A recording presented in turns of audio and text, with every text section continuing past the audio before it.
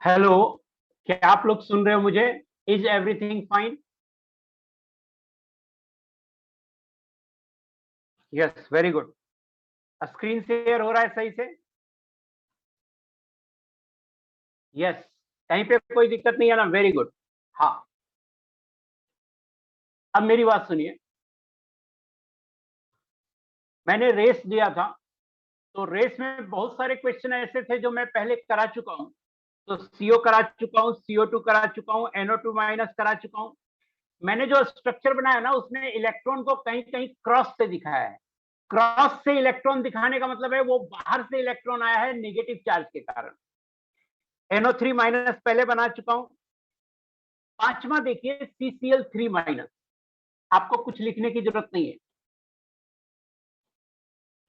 पांचवा देखिए, CCl3 minus.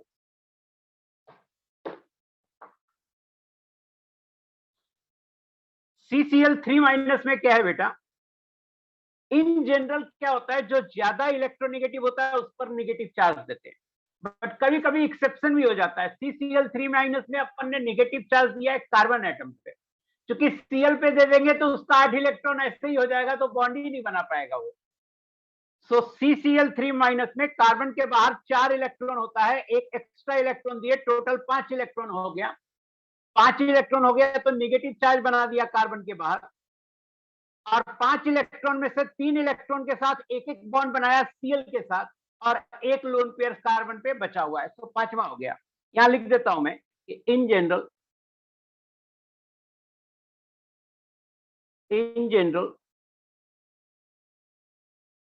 negative charge is assigned to more electronegative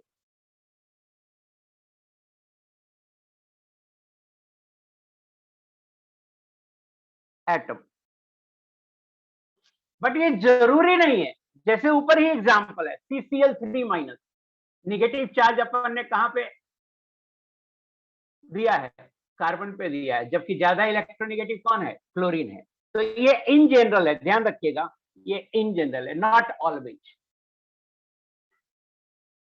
COCl2 आप आसानी से समझ जाएंगे। N3 माइनस देखिए, कई तरह से स्ट्रक्चर बन सकता है N3 माइनस का। जो ज्यादा रियलिस्टिक है वो यहाँ पे बना हुआ है। मैंने कैसे बनाया? नाइट्रोजन के पास 5 इलेक्ट्रॉन होते हैं, तो हमने क्या किया, सेंट्रल नाइट्रोजन का डबल बॉन्ड बना दिया। और जब दो दो बॉन्ड बन जाएगा तो नाइट्रोजन के पास 3 इलेक्ट्रॉन बचेंगे साइड वाले के पास, और सेंट्रल वाले के पास एक इलेक्ट्रॉन बचेंगे, तो हो जाएगा सेंट्रल वाले के पास 9 इलेक्ट्रॉन। तो 8 ही रहे, इसके लिए क्या करते हैं, एक इलेक्ट्रॉन हटा देते हैं इसपे से, और एक बॉन्ड को कोऑर्डिनेट बॉन्ड बना देते हैं। कोऑर्डिनेट बॉन्ड बनाने से क्या हो गया कि अब सेंट्रल नाइट्रोजन के पास सिर्फ 8 इलेक्ट्रॉन है। और अब क्या कर रहे हैं कि चूंकि एक कोऑर्डिनेट बॉन्ड हो गया, तो इस नाइट्रोजन के पास अब 4 इलेक्ट्रॉन बचेंगे, क्योंकि एक कोऑर्डिनेट बॉन्ड है तो बीच वाले नाइट्रोजन का लोन पेयर है, तो उसमें इलेक्ट्रॉन है। और नीचे एक सिंगल कोवैलेंट बॉन्ड है तो उसमें एक इलेक्ट्रॉन आया, तो इस पे 4 हो जाएंगे। 4 और 4 8। फर्स्ट नाइट्रोजन एटम जो है उसका भी ऑक्टेट पूरा हो गया। माइनस चार्ज असाइन करना है, तो अपन क्या करें कि एक इलेक्ट्रॉन यहाँ पे डाल दें, जिसके कारण माइनस चार्ज आएगा, और यहाँ पे माइनस चार्ज बना दें।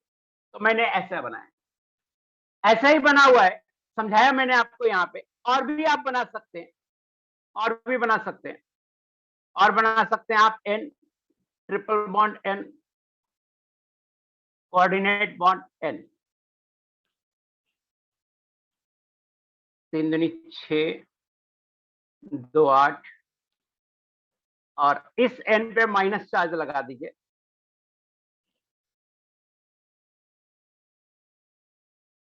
तो इसके पास 5 इलेक्ट्रॉन तो अपना ही था, और एक इलेक्ट्रॉन माइनस चार्ज के कारण आ गया, तो ऐसे भी बना सकते हैं।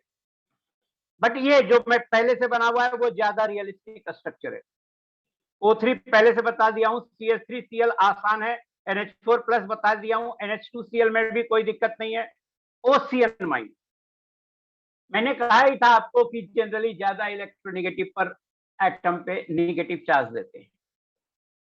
सो हमने ऑक्सीजन एटम पे नेगेटिव चार्ज रखा है और कार्बन नाइट्रोजन का ट्रिपल बॉन्ड बनाया है, तो यह एक पॉसिबल स्ट्रक्चर है। Cn माइनस भी मैं पहले से बता चुका हूं। एससीएन माइनस में क्या हो रहा है, सब कुछ सही है। हमने एससीएन माइनस स्ट्रक्चर को कहां से बनाया, 12 नंबर से बनाया कि 12 नंबर में ऐसा है तो हम ऑक्सीजन की जगह हमने सल्फर रख दिया।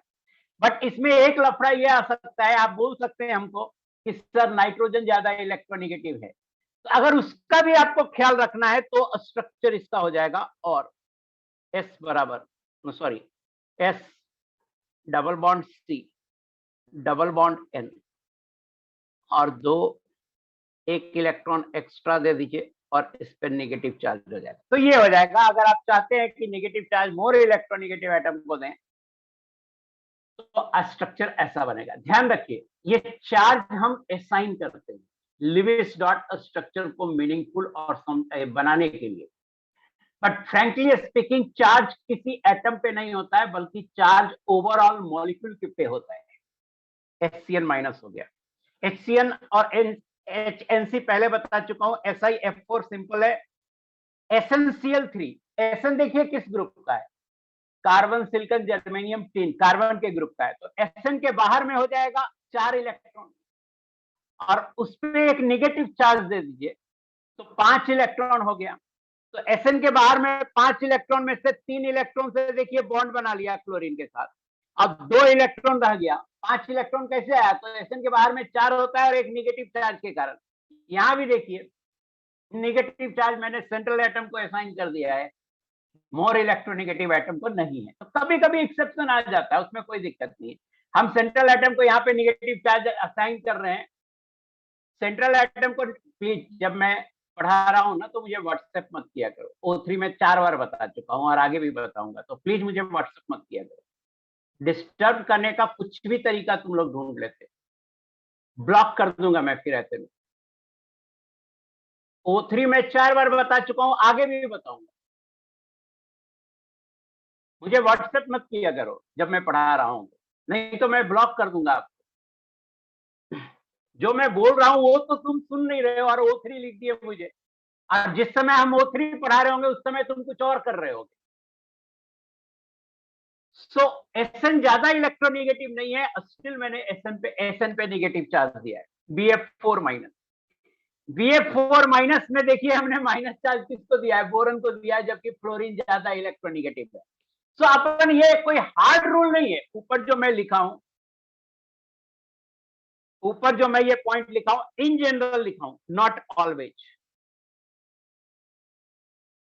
Not always.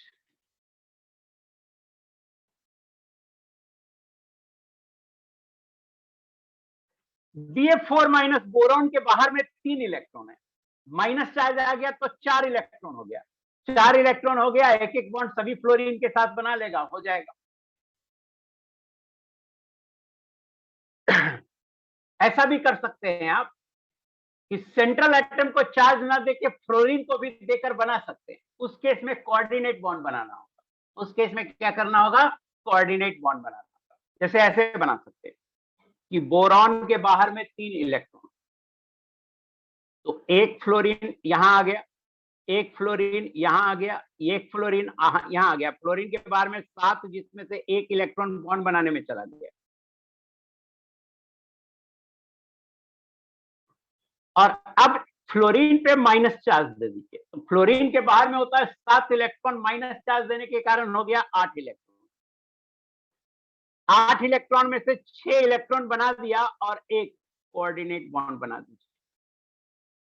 ऐसे भी बना सकते हैं, ऐसे भी बना सकते हैं। ऐसे बनाने से क्या हुआ कि हम जो बोले थे कि in general negative charge is assigned to more electronegative atom, तो वो बात सेटिस्फाई हो जा रहा है। BH4 minus, BH4 minus boron पे नेगेटिव चार्ज दे दिया, तो बोरन पे 3 इलेक्ट्रॉन था तो अब 4 हो गया, एक एक हाइड्रोजन के साथ बॉन्ड बना लिया। BeF4 2 माइनस, हमने बेरिलियम पे 2 नेगेटिव चार्ज दिया है। आप ऐसा कर सकते हैं कि बेरिलियम के बाहर में 2 इलेक्ट्रॉन होता है, तो एक एक फ्लोरीन के साथ बॉन्ड बना दीजिए। एक एक फ्लोरीन पे। अब आप ये कर सकते हैं कि 2 फ्लोरीन एटम है, उसके बाहर में 7 इलेक्ट्रॉन है, बट आप क्या करो, एक एक्स्ट्रा इलेक्ट्रॉन भी फ्लोरीन पे डाल दो। एक एक्स्ट्रा इलेक्ट्रॉन भी फ्लोरीन पे डाल दिया तो फ्लोरीन के बाहर में टोटल 8 इलेक्ट्रॉन हो गया, और हमने क्या किया, 8 में से 2 इलेक्ट्रॉन का कोऑर्डिनेट बॉन्ड बना दिया, 6 इलेक्ट्रॉन बच गया, और एक्स्ट्रा इलेक्ट्रॉन फ्लोरीन पे डाला तो नेगेटिव चार्ज। और आप इधर भी कोऑर्डिनेट बॉन्ड बना दीजिए फ्लोरीन के लिए। ये जस्ट मैं इसलिए कर रहा हूं कि ज्यादा इलेक्ट्रोनेगेटिव एटम पे नेगेटिव चार्ज आ जाए, इसलिए कर रहा हूं। सो ये और ये बना सकते हैं। H3O प्लस देखिए, कुछ बच्चे कहते हैं कि सर सेंट्रल एटम ही नहीं पता चल रहा है। अरे क्यों नहीं पता चल रहा है यार? H3O प्लस है, हमने कहा है कि हाइड्रोजन तो कभी सेंट्रल एटम हो ही नहीं सकता। ऑक्सीजन सेंट्रल एटम है, ऑक्सीजन के बाहर में 6 इलेक्ट्रॉन है, एक पॉजिटिव चार्ज आ गया है, ऑक्सीजन को दे दिया पॉजिटिव चार्ज, तो 5 इलेक्ट्रॉन हो गया बाहर में, तो 6 में से 1 घटा दीजिए, 5 इलेक्ट्रॉन। 5 में से 3 इलेक्ट्रॉन एक एक बॉन्ड बनाया हुआ है, और 2 इलेक्ट्रॉन बच गया जिसे एक लोन पेयर बोल रहे हैं, और ऑक्सीजन पे पॉजिटिव चार्ज बना दिया। SO3 देखिए, SO3 हाइपरवैलेंट है, सल्फर डबल बॉन्ड बना रहा है सभी ऑक्सीजन के साथ। SO2 देखिए, SO2 और O3 का सेम होगा। अब यहां पे देख लो, हालांकि दोनों बता चुका हूं बट फिर से बता रहा हूं, SO2 और O3 का सेम होगा, क्योंकि जैसे ऑक्सीजन में बाहर में 6 इलेक्ट्रॉन होता है, सल्फर में भी 6 इलेक्ट्रॉन होता है। तो आप सल्फर को ले लो central atom, less electronegative atom को सेंट्रल एटम होते हैं। ऑक्सीजन को डबल बॉन्ड बनाना है तो डबल बॉन्ड बना दो। अगर आप इधर भी ऑक्सीजन को डबल बॉन्ड बना दोगे तो सल्फर का 4 इलेक्ट्रॉन रह गया, सल्फर पे हो जाएगा टोटल चार्ज नहीं 8 10 इलेक्ट्रॉन। आप चाहते हो कि नहीं सल्फर पे 10 इलेक्ट्रॉन नहीं हो, सल्फर पे 8 ही इलेक्ट्रॉन हो, तो आप क्या करो, एक कोऑर्डिनेट बॉन्ड बना दो। कोऑर्डिनेट बॉन्ड बनाने से क्या हो गया कि सल्फर का दोनों इलेक्ट्रॉन इधर आ गया, तो 2 इलेक्ट्रॉन इधर आ गया कोऑर्डिनेट बॉन्ड में, 2 इलेक्ट्रॉन इधर डबल बॉन्ड बनाया हुआ है, 2 इलेक्ट्रॉन सल्फर के ऊपर है, टोटल 6 इलेक्ट्रॉन हो गया। इस ऑक्सीजन के पास चूंकि 2 इलेक्ट्रॉन से बॉन्ड बनाया तो इस ऑक्सीजन के पास टोटल 4, और इस ऑक्सीजन का एक भी इलेक्ट्रॉन बॉन्डिंग में पार्टिसिपेटेड नहीं है, तो टोटल 6 इलेक्ट्रॉन इस पे आ गया। तो जैसा मैंने SO2 बनाया है वैसा ही O3 होगा, बस सल्फर की जगह ऑक्सीजन लिख दिया। CO3 2 माइनस, हमने नेगेटिव चार्ज असाइन किया है ऑक्सीजन को, ज्यादा इलेक्ट्रोनेगेटिव एटम। NO2Cl, NO2Cl में भी थोड़ा सा ध्यान देने की जरूरत है कि नाइट्रोजन को हमने सेंट्रल एटम लिया है NO2Cl में, और ऑक्सीजन, यहां पे थोड़ा कंफ्यूजन आपको हो सकता है, बट ठीक है, NO2Cl लिखा हुआ है तो आपको ये फीलिंग आना चाहिए कि हाँ नाइट्रोजन ही सेंट्रल एटम है। थोड़ा सा इसमें सेंट्रल एटम पे कंफ्यूजन हो सकता है, ऑक्सीजन नहीं होगा। देखिए क्यों नाइट्रोजन लिया, 5 इलेक्ट्रॉन है बाहर में, ऑक्सीजन को 2-2 बॉन्ड बनाना है और क्लोरीन को 1 बॉन्ड बनाना है तो हो जाएगा। तो 2 ऑक्सीजन है, 2-2 बॉन्ड बना देगा, 4 आ गया, और 1 इलेक्ट्रॉन और बचा हुआ है नाइट्रोजन पे, तो वो क्लोरीन के साथ बना देगा।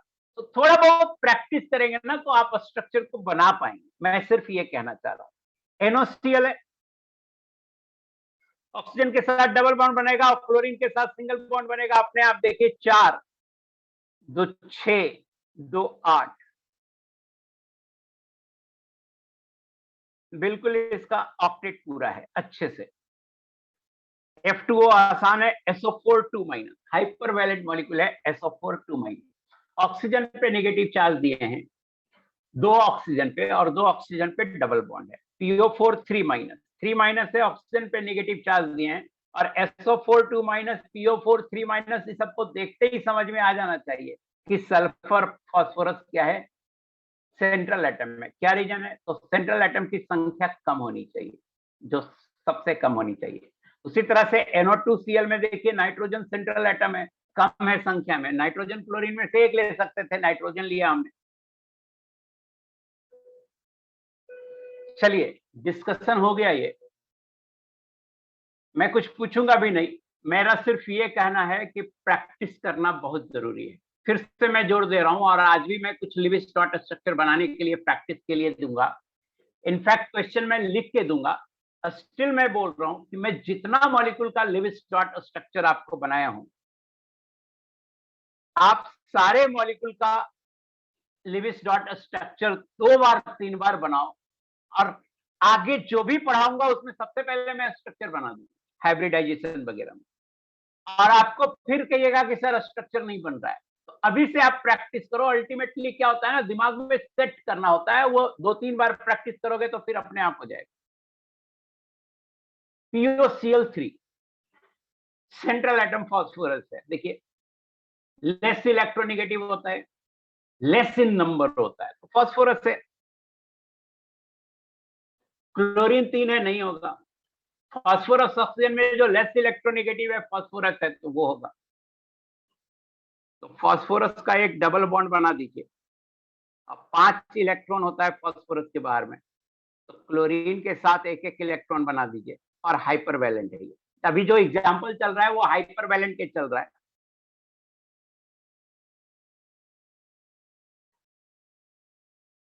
एक बार मैं आपसे पूछ लेता हूं कि आपको कुछ कहना है क्या, हालांकि ये टाइम बर्बादी ही है। फिर भी अगर आपको कुछ स्पेशल, मैं एक बार डाउट देख लूं कि कोई डाउट आ रहा है, आपको कुछ कहना है, तो आप एक बार बोल दो। आ रहा है समझ में अच्छे से? वीडियो विजुअल नहीं है? वीडियो विजुअल नहीं है? मैं पूछ रहा हूँ विजुअल है?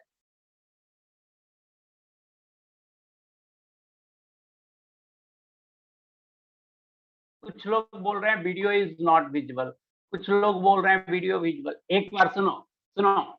मैसेज बंद करो, तो आप लोग मैसेज बंद करो, आप लोग मैसेज करना। मैसेज करना मैंने ऑफ कर दिया। मेरे पास 2 बच्चों का मैसेज दिख रहा है अभी, समीधा धनंजय और सुजीत गुंड। इन्हीं दोनों को मैं अप्लाई अलाउ कर रहा हूँ मैसेज करने के लिए। एक बार मैं जानना चाहता हूँ कि वीडियो दिख रहा है अच्छे से या नहीं दिख रहा है, क्या दिक्कत हो रहा है। सर, हम एक ही कंपाउंड अलग अलग तरीके से लिविस स्ट्रक्चर बना सकते हैं।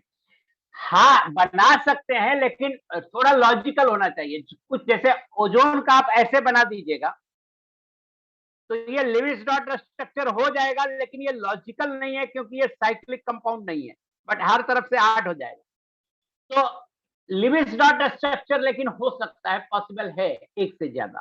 वो आपको आगे धीरे धीरे समझ में आ जाएगा, आगे पॉसिबल है। बट ऐसा नहीं है कि बनाने को तो हमने लिविस डॉट स्ट्रक्चर बना दिया, लेकिन एक्सपेरिमेंटली अगर वो मैच नहीं करता है तो फिर उसको ज्यादा नहीं लिख, उसको उस पर ज्यादा ध्यान नहीं देते हैं। वीडियो पिन नहीं किया है, देखता हूँ वीडियो पिन किया है कि नहीं किया है।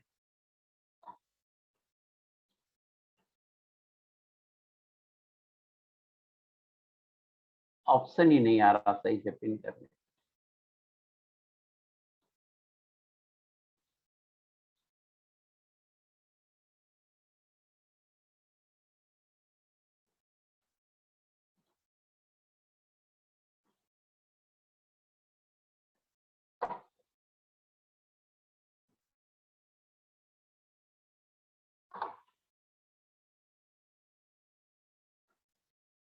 रुक जाओ, मैं एक बार वीडियो भी ऑफ कर रहा हूँ और स्क्रीन शेयरिंग भी ऑफ कर रहा हूँ, देखता हूँ क्या प्रॉब्लम आ रही है।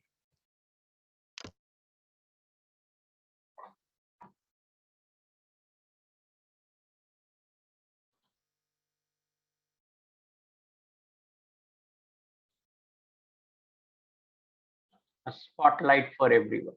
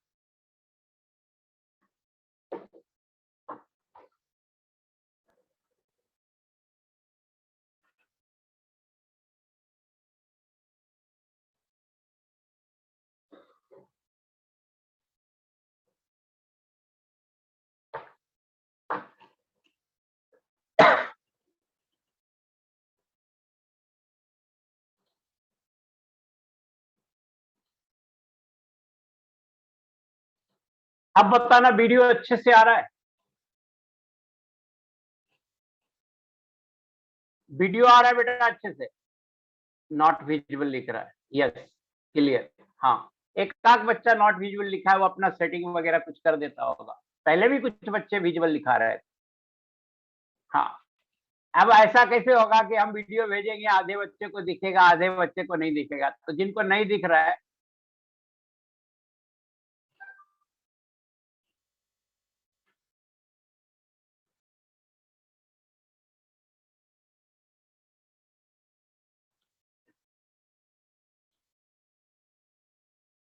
एक और बात कहता हूं, मैसेज में जो इतनी बातें लिखते हो और डिस्टर्ब करते हो, मैं आप सबको बोलता हूं कि ई सोल्यूशन ऐप पे भेजो। ई सोल्यूशन ऐप पे नहीं भेजते हो, बहुत कम डाउट आते हैं ई सोल्यूशन ऐप पे, और मुझे व्हाट्सएप पे भी तंग करते रहते हो, मेरा पूरा दिन बर्बाद करते रहते हो। मैं क्लास भी लेता रहता हूं तो आपके व्हाट्सएप आता रहता है। प्लीज व्हाट्सएप नहीं किया कीजिए, ई सोल्यूशन ऐप पे पूछा कीजिए। मैं डेली, उससे क्या होगा, 1 घंटा डेली बैठूंगा और वहां रिप्लाई कर दूंगा। अदरवाइज दिन भर में मुझे व्हाट्सएप पे रहना पड़ता है। तो इन सब बातों का थोड़ा ध्यान रखा कीजिए।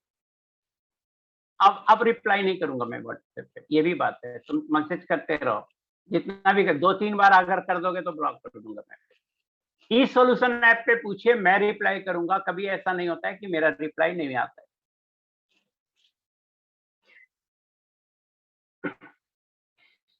अभी जो पढ़ रहे हैं वो हाइपर वैलेंट मॉलिक्यूल है। 8 से ज्यादा इलेक्ट्रॉन होगा सेंट्रल एटम को। तो फास्फोरस को देखिए आप, फास्फोरस के पास कितने इलेक्ट्रॉन है? टी के पास हो जा रहे हैं 3 दूनी 6 4 10, 10 इलेक्ट्रॉन हो जा रहे हैं। HClO4 का स्ट्रक्चर बना रहा हूं मैं, HOCl, double bond O, double bond O, double bond O।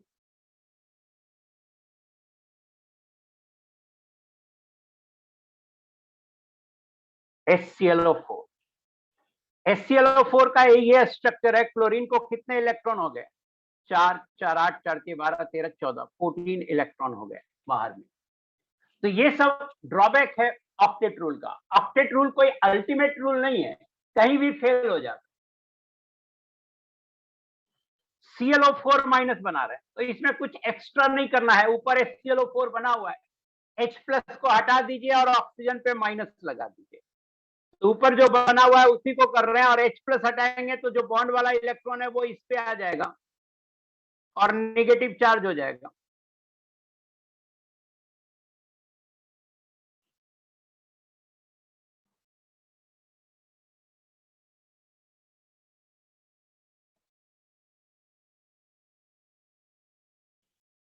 ClO4 minus,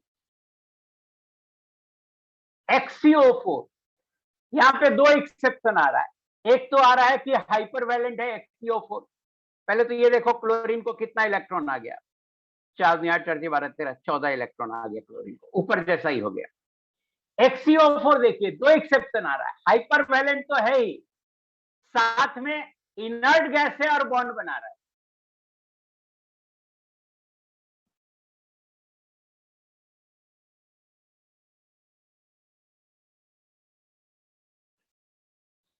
inert gas है और बॉन्ड बना रहा है, तो 2 एक्सेप्शन आया है इसमें।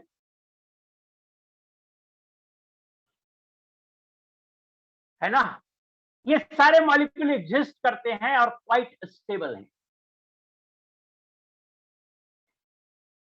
कुछ बच्चे स्टिल ये रोना रो रहे हैं कि सर लिविस डॉट स्ट्रक्चर में दिक्कत है, आयन वाले कंपाउंड में दिक्कत है। एक एक दिन से नहीं होगा बेटा, 4 से 5 बार प्रैक्टिस करेंगे तो आपको अल्टीमेटली स्ट्रक्चर्स को याद रखना होता है। तो 4 से 5 बार प्रैक्टिस करेंगे और मैं अभी 200 से ज्यादा कंपाउंड के स्ट्रक्चर बताऊंगा, वो आपको याद रखने होंगे। नेक्स्ट है ऑड इलेक्ट्रॉन मॉलिक्यूल। तीसरा देखिए, एक एक्सेप्शन था कि 8 इलेक्ट्रॉन होना चाहिए, 8 से कम है, उसको बोलते हैं हाइपोवैलेंट। दूसरा एक्सेप्शन है 8 होना चाहिए, 8 से ज्यादा है, इसको बोलते हैं हाइपरवैलेंट। तीसरा है ऑड इलेक्ट्रॉन मॉलिक्यूल। कोई कोई ऐसा एटम होगा जिसमें ऑड इलेक्ट्रॉन मॉलिक्यूल होते हैं, तो ऑड नंबर ऑफ इलेक्ट्रॉन हो जाता है किसी एटम पे, तो होना चाहिए 8, लेकिन ऑड नंबर ऑफ इलेक्ट्रॉन्स हो जाता है, तो ये ऑड इलेक्ट्रॉन मॉलिक्यूल, ये भी इसका एक्सेप्शन है। एग्जांपल देखिए, एग्जांपल है NO। आप कुछ भी कर लो, NO का Lewis dot structure octet complete के साथ नहीं बनेगा।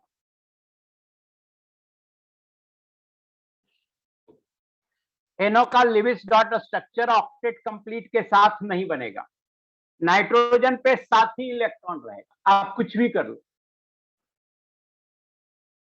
दूसरा देखिए NO2, आप कुछ भी कर लो, नाइट्रोजन पे ऑड नंबर ऑफ इलेक्ट्रॉन ही होगा।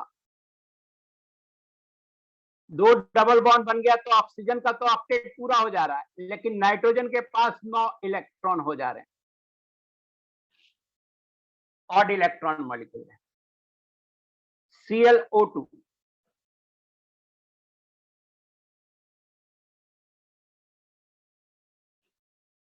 ऑक्सीजन का अगेन ऑक्टेट पूरा हो जा रहा है, बट क्लोरीन के बाहर में होते हैं 7 इलेक्ट्रॉन, 4 बॉन्ड बना लिया, 2 6 और 1 7, तो क्लोरीन के बाहर में टोटल कितने हो गए? 4 दूनी 8, 2 10, 1 11 इलेक्ट्रॉन हो गया।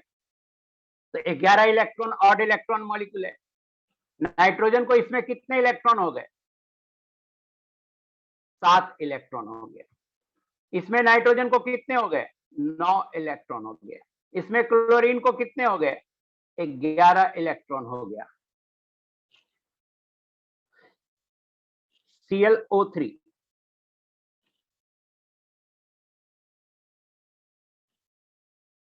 क्लोरीन के बाहर में 7 इलेक्ट्रॉन होता है,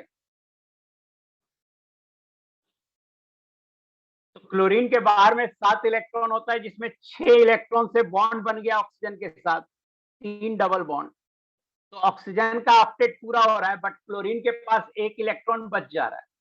तो क्लोरीन के बाहर में हो गया 4 में 8 4 12 13 इलेक्ट्रॉन।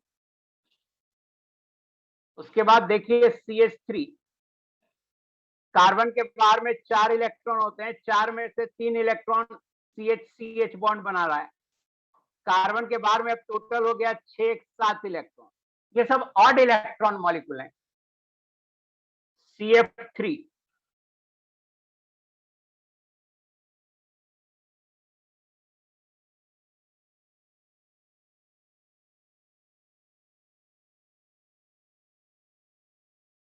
आप देखो कार्बन के बाहर में कितने इलेक्ट्रॉन है?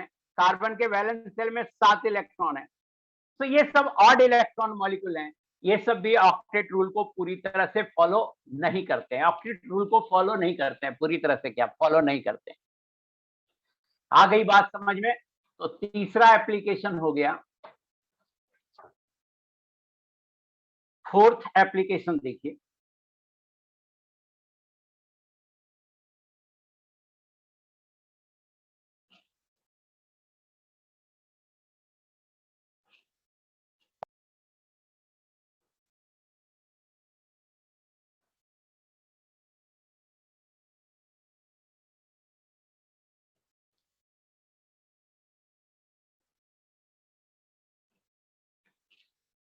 फोर्थ एप्लीकेशन देखिए, some noble gases also form compounds. अभी मैंने बताया, तो फोर्थ में जो ड्रॉबैक आएगा कि सम नोबल गैसेस, देखो हीलियम का मैंने कोई कंपाउंड आज तक नहीं देखा, नियॉन का कोई कंपाउंड आज तक नहीं देखा, आर्गन का भी नहीं देखा, बट नीचे में जो है क्रिप्टन, जेनन, इन सब के कंपाउंड मिल जाते हैं, खासकर जेनन के तो बहुत सारे मिल जाते हैं। तो सम नोबल गैसेस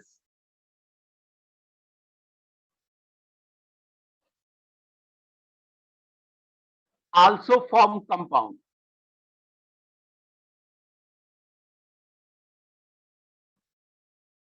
तो ये भी ऑक्टेट रूल का फेल्यूर है कि ऑक्टेट रूल नोबल गैस की थ्योरी पे ही बेस्ड था कि 8 इलेक्ट्रॉन के होने के कारण नोबल गैस जो है रिएक्ट नहीं करते हैं। अब इस पे बेस्ड था ऑक्टेट रूल कि नोबल गैस रिएक्ट नहीं करते हैं, कंपाउंड नहीं बनाते हैं, और अब बाद में निकल के आ गया कि नोबल गैस भी कंपाउंड बना लेते थे हैं। तो जिस कॉन्सेप्ट पे थ्योरी बेस्ड था वही फेल हो गया, वही कॉन्सेप्ट ही फेल हो गया। एग्जाम्पल देखिए, क्या एग्जाम्पल है? तो O4 आप ही देखा आपने अभी, XeF2, XeF4, XeF6, XeO2F2, XeO3, XeOF4, ये सब जेनन के कंपाउंड हैं और फ्रीक्वेंटली बनते हैं ये सब कंपाउंड। तो ऑक्टेट रूल बेस्ड था नोबल गैस पे कि नोबल गैस में 8 इलेक्ट्रॉन होता है, तो उसी तरह से मॉलिक्यूल में अगर हर एटम के वैलेंस शेल में 8 इलेक्ट्रॉन हो जाए तो वो मॉलिक्यूल स्टेबल हो गया। लेकिन हमें तो बाद में पता चला यार नोबल गैस ही कंपाउंड बना लेता है। तो जिस ऑक्टेट रूल जिस थ्योरी पे बेस्ड था वो थ्योरी ही फेल हो गया, तो ये एक एक्सेप्शन मानेंगे हम इसे।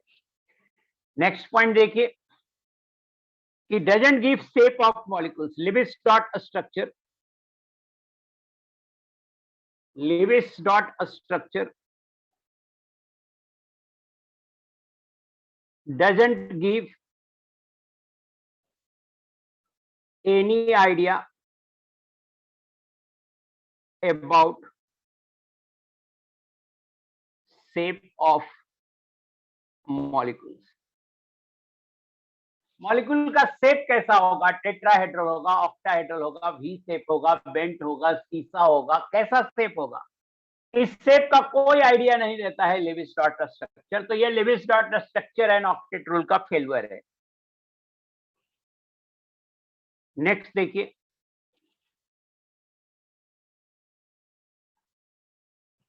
डजंट एक्सप्लेन, ऐसे लिखो, Lewis dot structure doesn't explain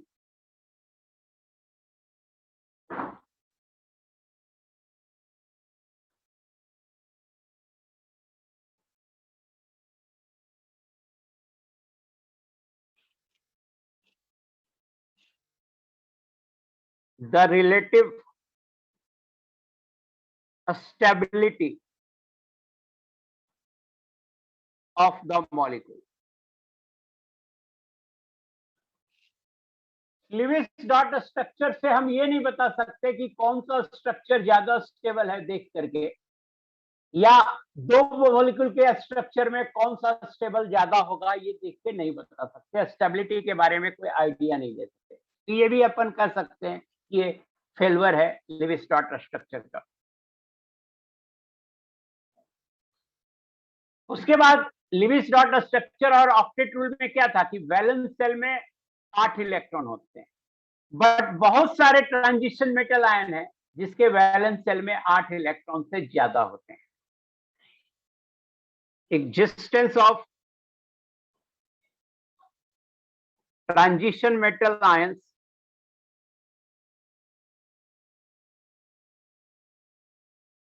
in which more than 8 electrons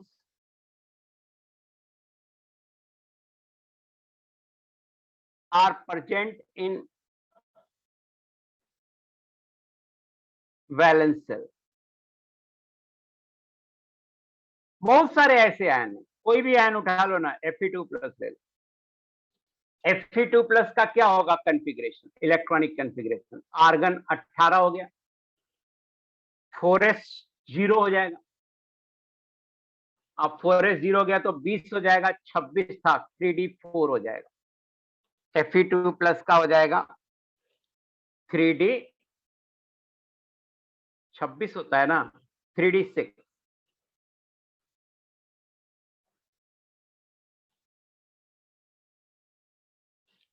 आप मुझे बताइए कितने इलेक्ट्रॉन है वैलेंस शेल में, तो 3s2 है,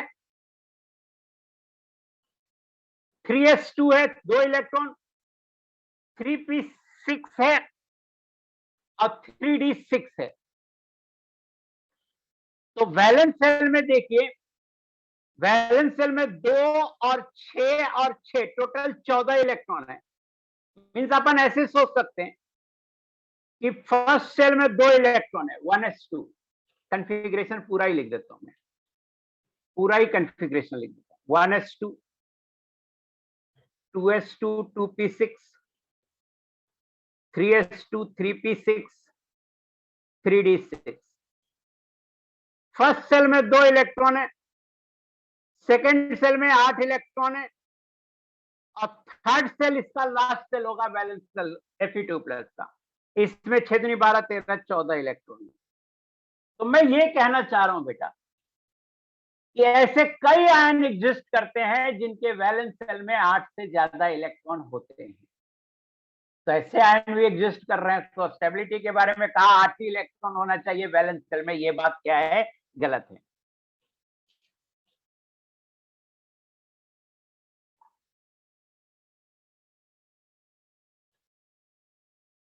existence of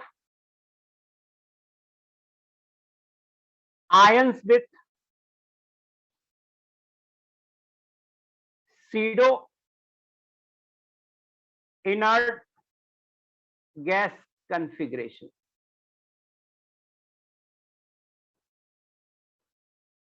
सबसे पहले आप कहेंगे कि sir pseudo inert gas configuration क्या है? तो सबसे पहले मैं बता देता हूं कि सीडो इनर्ट गैस कॉन्फ़िगरेशन क्या है।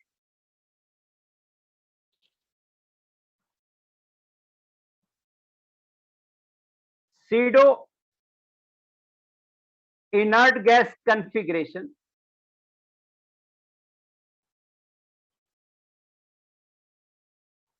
means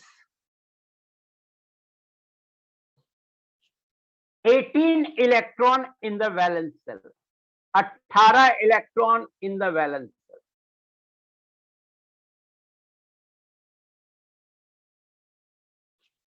देखो इनर्ट गैस कॉन्फ़िगरेशन बोलते हैं कि 8 electron in the valence shell, और अगर सूडो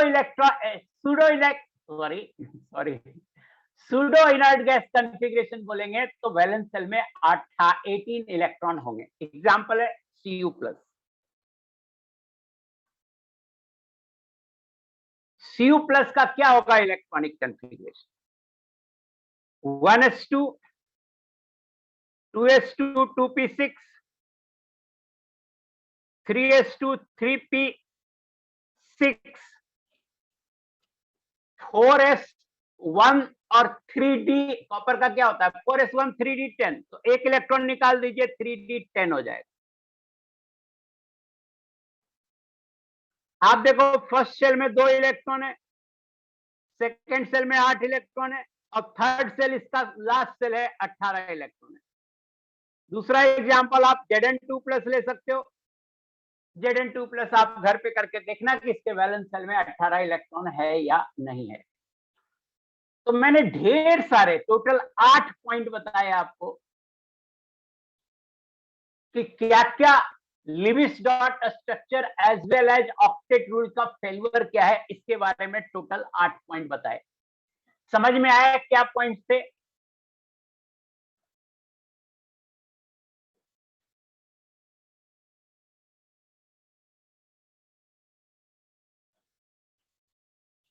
सही है यार। एक बच्चा लिखता है ऑडियो म्यूट, हमको लिखता है, और बाकी सारे बच्चे लिख रहे हैं क्लियर सर। मैं तो कंफ्यूज हो जाता हूं यार।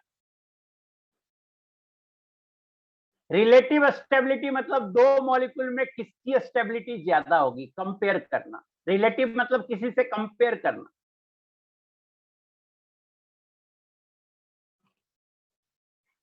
एक पॉइंट आ रहा है, एक पॉइंट आ रहा है। नहीं भाई, ऑडियो इज म्यूट नहीं है भाई। कोई बच्चा बोल रहा है कि ऑडियो म्यूट, और उधर से सारे बच्चे बोल रहे हैं क्लियर है, तो कैसे? Chat on host always, chat on host not को होस्ट। ऑडियो क्लियर है तो तुम्हारा म्यूट है, तुम अपने फोन में कुछ करते रहते होगे, यही सब डिस्कशन में चला जाता है। हाँ, जेई का कंपाउंड ही नोबल गैस में क्लियर कॉमन है।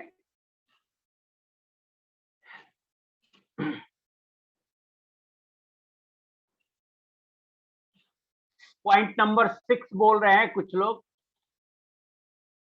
नो वन ही ठीक रहता है।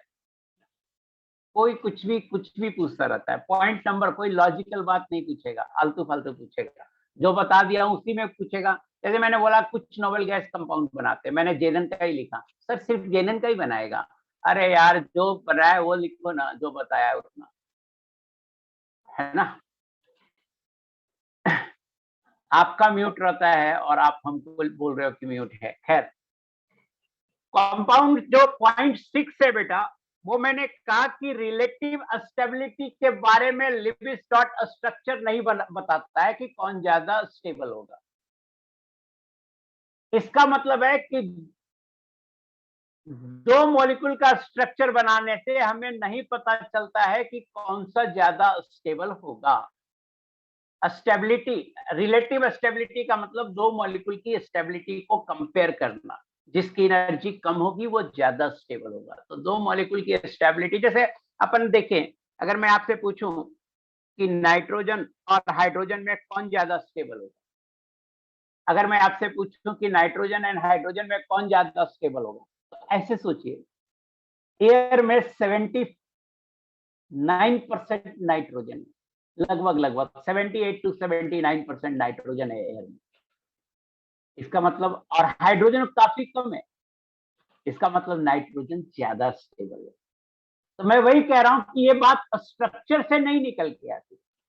लिविस ने ऐसा कुछ नहीं बोला, आगे की थ्योरियां ऐसा बोलती है कि जहां पे ट्रिपल बॉन्ड होगा वो स्ट्रॉन्गर होगा और उसकी स्टेबिलिटी ज्यादा होगी। सो आगे बढ़ते हैं, ये क्वेश्चन कीजिए, which of the following species doesn't follow. हाँ, एक पॉइंट और आ रहा था, एक पॉइंट आ रहा है जो ध्यान से देखना बेटा, जेन्युइन पॉइंट आ रहा है। एक पॉइंट आ रहा है, इस सभी क्लोरीन के कंपाउंड में, HClO4 में, H2SO4 में, सब में लगेगा, हाइपर वैलेंट मॉलिक्यूल पे आ रहा है। एक बच्चा कह रहा था, प्लीज ध्यान देना, बच्चा क्या कह रहा था कि सर H2SO4 मान लेते हैं बनाए, तो आपने H2SO4 ऐसा बना दिया और कह दिया कि ये हाइपर वैलेंट, या HClO4 बनाना है तो आपने HClO4 ऐसा बनाया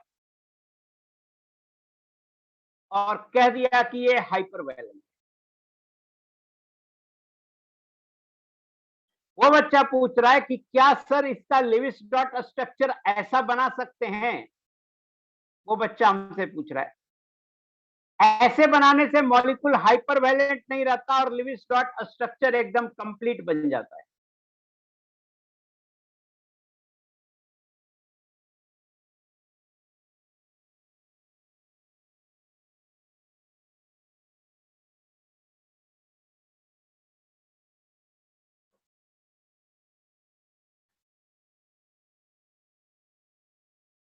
हमने अभी अभी बताया कि ये जो दोनों मॉलिक्यूल हैं ये हाइपर वैलेंट है, ये दोनों हाइपर वैलेंट बताया। लेकिन अगर इस स्ट्रक्चर में अगर आप देखिएगा तो कोई हाइपर वैलेंट नहीं है और सबके बाहर में 8 ही इलेक्ट्रॉन है। तो वो बच्चा पूछ रहा है कि क्या सर ऐसा स्ट्रक्चर बना सकते हैं, तो आंसर है हाँ, बना सकते हैं। वास्तव में Lewis dot structure right side वाला ही है जो आप पूछ रहे थे हमसे कि ऐसा बना सकते हैं, बट ये लिविस डॉट स्ट्रक्चर तो है, बट एक्चुअल स्ट्रक्चर ऐसा नहीं होता है। तो ऐसा बना सकते, दोनों सही है, नो डाउट, दोनों सही है, बट राइट साइड वाला लिविस डॉट स्ट्रक्चर से इनफैक्ट ज्यादा सही है, क्योंकि 8 इलेक्ट्रॉन रूल को फॉलो करता है। बट राइट साइड वाला एक्चुअल स्ट्रक्चर से सही नहीं है, एक्सपेरिमेंटली जो एक्चुअल स्ट्रक्चर आता है उसके हिसाब से सही नहीं है। लेफ्ट हैंड साइड वाला एक्सपेरिमेंटली जो एक्चुअल स्ट्रक्चर आता है, इसमें रेजोनेंस लगा देंगे तो ये ऑलमोस्ट सही हो जाएगा।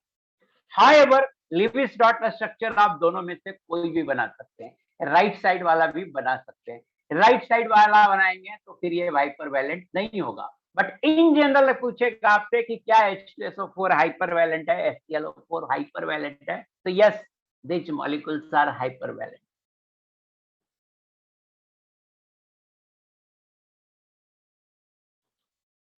अब क्वेश्चन आ रहा है कि sir Lewis dot structure JEE में आता है क्या? बॉन्डिंग के 50% क्वेश्चन से ज्यादा, इनफैक्ट केमिस्ट्री में, खासकर ऑर्गेनिक में चले जाओगे तो बहुत सारे क्वेश्चन बिना स्ट्रक्चर जाने बनेंगे ही नहीं। पूरे इनऑर्गेनिक के 50% क्वेश्चंस के लिए आपको स्ट्रक्चर जानना पड़ेगा, और फिजिकल के भी, जनरल केमिस्ट्री के भी। तो अगर आप अभी मेहनत नहीं करेंगे तो सब गड़बड़ हो जाएगा। अब क्वांटम नंबर से रिलेशन है इसका, तो क्वांटम नंबर आप जल्दी से रिवाइज कर लीजिएगा अच्छे से। सारे ऑर्बिटल से बताएंगे कि कैसे कैसे कैसे कैसे हो रहा है, तो प्लीज क्वांटम नंबर से लेके यहां तक आप रिवाइज कर लीजिएगा। चलिए अब ये सवाल कीजिए। ये अच्छा सवाल था जो मैसेज में मुझे दिख गया था जल्दी से, इसलिए मैंने इस बच्चे को बता दिया कि ये भी सही है।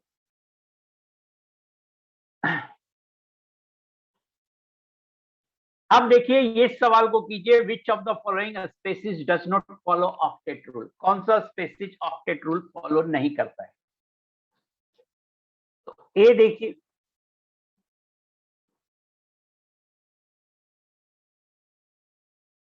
ये फॉलो करता है, ये आयनिक कंपाउंड है,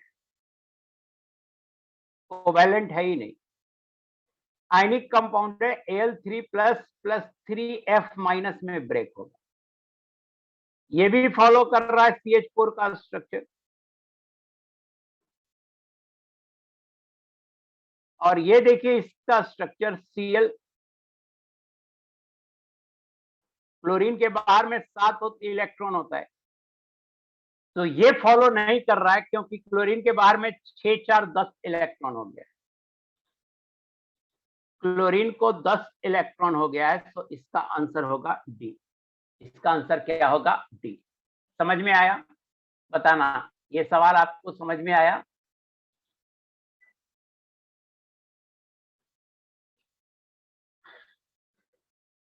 एक और बात कह रहा हूं, बच्चा सोचता है मेहनत नहीं करता है और सोचता है कि यार ये वाला जेई में नहीं आता है क्या? हाँ, बी नंबर एक्सप्लेन करता हूं बेटा। हमने अभी तक शुरू से जो भी पढ़ा रहे हैं ना, वो इसलिए पढ़ा रहे हैं, क्वांटम नंबर इसलिए पढ़ाया कि इस चैप्टर में यूज आएगा बॉन्डिंग में, पीरियोडिक टेबल इसलिए पढ़ाया कि बॉन्डिंग में यूज आएगा। तो अब उनको भी अच्छे, शुरुआत में जो भी पढ़ाते हैं बहुत बेसिक होता है बेटा, तो आप ये मत सोचो कि ये आईटी में आता है या नहीं आता है। अगर नहीं भी आता होगा तो इसका इतना एप्लीकेशन होगा कि आईटी में आने वाले सवाल इसके बिना नहीं बनेंगे। सो आप पूरा प्रैक्टिस कीजिए लेविस डॉट स्ट्रक्चर का, ये मत सोचिए कि हमसे नहीं हो रहा है। आप प्रैक्टिस ही नहीं कर रहे। आप तो कह रहे हैं मैं स्ट्रक्चर बना रहा हूं, उसको देख देख के बनाइए, 10 बार बनाइए, नहीं होता है तो 10वीं बार तो रटा जाएगा।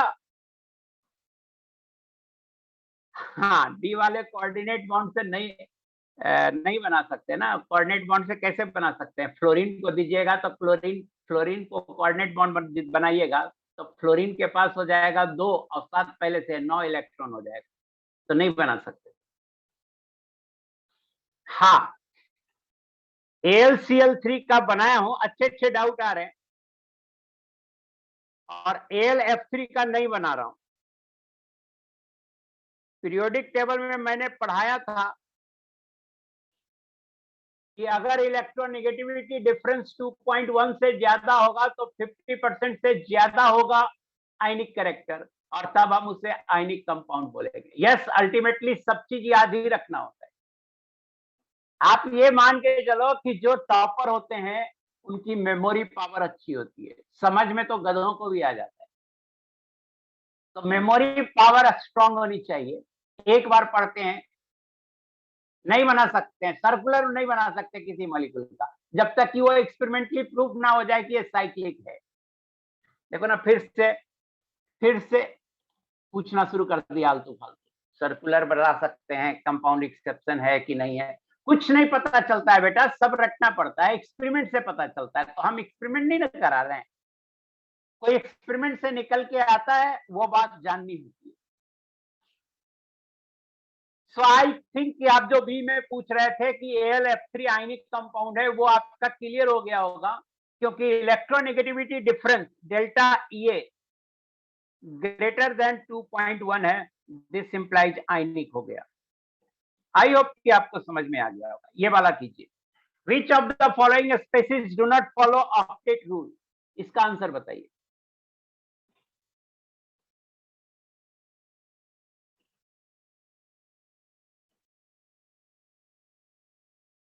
एक से ज्यादा आंसर है यार, सारे आंसर बताओ।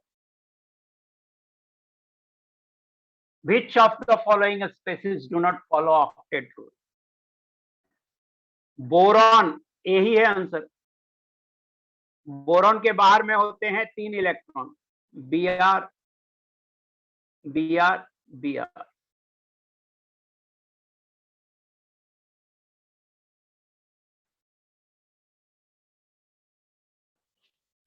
तो बोरॉन के बाहर में 6 इलेक्ट्रॉन हो गए, तो ये नहीं फॉलो करता है, ए आंसर होगा। बी देखिए, जेनन का कंपाउंड है, जेनन। डबल बॉन्ड बनाया ऑक्सीजन के साथ, डबल बॉन्ड बनाया ऑक्सीजन के साथ, डबल बॉन्ड बनाया ऑक्सीजन के साथ।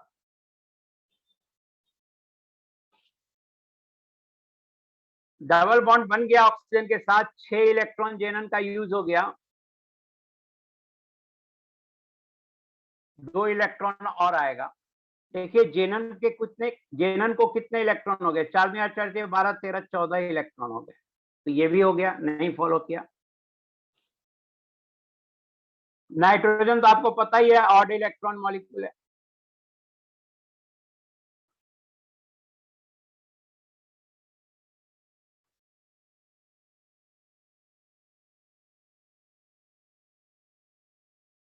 नाइट्रोजन को कितना इलेक्ट्रॉन हो गया, 9 इलेक्ट्रॉन हो गया, तो सी भी आंसर होगा, और डी फॉलो करता है। सो ए बी सी तीनों आंसर होगा। आप प्रैक्टिस करना सारे मॉलिक्यूल का, फिर भी मैं यहाँ पे होमवर्क के रूप में लिख दिया हूं कि इतने मॉलिक्यूल का आपको प्रैक्टिस करना है, 1 से लेके 20 तक, 21 तक।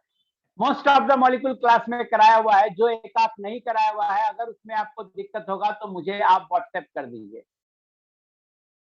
हाँ, hypo and hyper octet rule का ही एक्सेप्शन है यार, जो पढ़ाता हूँ वो भी नहीं देखते हो यार, कुछ ना कुछ पूछता रहता है, फिर से मजबूर कर देते हो मुझे।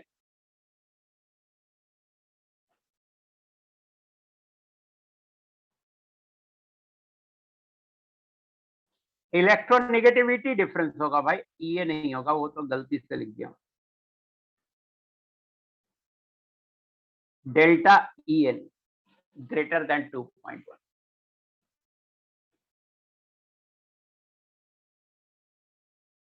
ए में डबल बॉन्ड कहां से बनेगा जी, BCl3 का स्ट्रक्चर इतना बार बताए हैं, आप प्लीज इसको प्रैक्टिस करना, ये आपका होमवर्क है। अब देखिए मैं डिफाइन कर रहा हूं एक term, covalency. It is number of valence electrons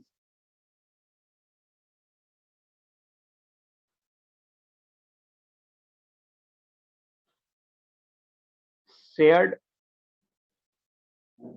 by an atom in a compound। मुझे बताइए कि नाइट्रोजन में वैलेंस इलेक्ट्रॉन कितना है, तो आंसर है 5। नाइट्रोजन को 5 वैलेंस इलेक्ट्रॉन है। हम अमोनिया ले लेते हैं, अमोनिया का स्ट्रक्चर बनाते हैं, तो नाइट्रोजन के बाहर में 5 इलेक्ट्रॉन है, जिसमें से 3 इलेक्ट्रॉन हाइड्रोजन के साथ एक एक बॉन्ड बना ले रहा है। अब 2 इलेक्ट्रॉन जो है वो एक लोन पेयर की तरह एज इट इज पड़ा हुआ है। अब देखिए कोवैलेंसी का डेफिनेशन क्या है, it is number of valence electron shared by an atom in A compound. तो मुझे आप जल्दी से बता दो कि नाइट्रोजन की कोवैलेंसी यहां पर इस कंपाउंड में कितनी। Very good, covalency of nitrogen बराबर 3। तो यहां देखिए नाइट्रोजन के वैलेंस इलेक्ट्रॉन होते हैं 5, बट कोवैलेंसी कितनी है, 3। किस कंपाउंड में, NH3 में। अब देखिए फॉर्मल चार्ज, फिर से मैं लिख देता हूं इस पॉइंट को, बताया हुआ है आपको कि चार्ज जो प्रेजेंट होता है वो ओवरऑल मॉलिक्यूल पे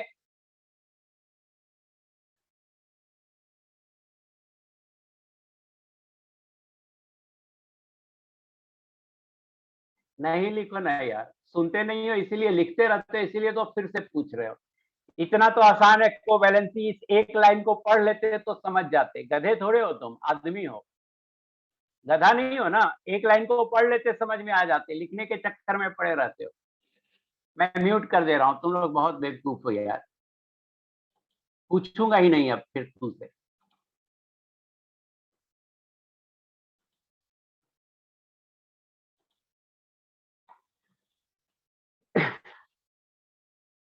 फिर पूछ रहा है सर पता कैसे चलेगा कि कंपाउंड एक्सेप्शन है कि नहीं।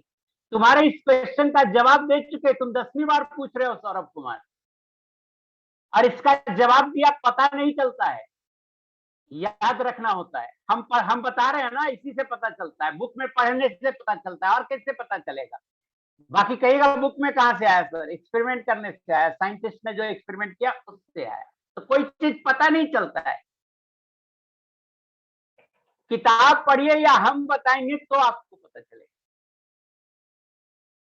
कोई चीज देख के, कंपाउंड को देख के नहीं पता चलता है।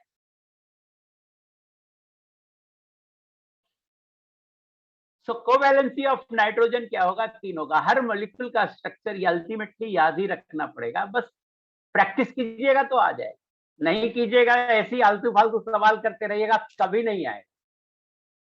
तो प्लीज प्रैक्टिस पे ध्यान दीजिए।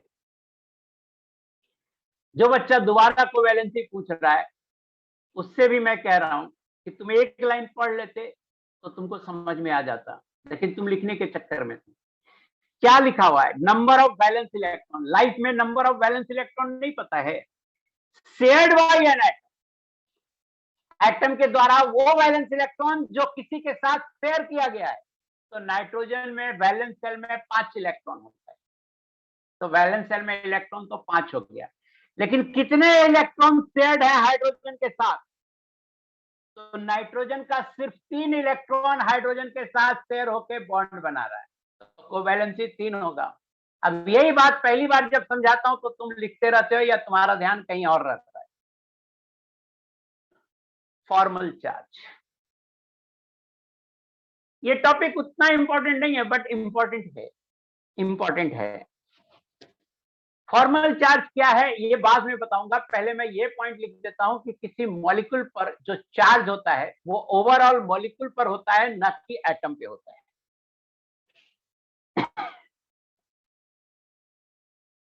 Charge on an ion is present on the overall molecule.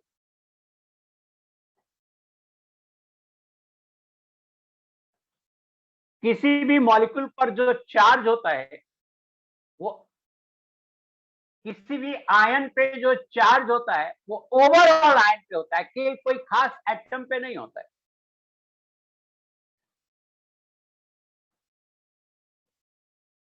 जैसे एग्जाम्पल के तौर पे देख लीजिए, CO3 2 माइनस आयन, तो -2 चार्ज इज प्रेजेंट ऑन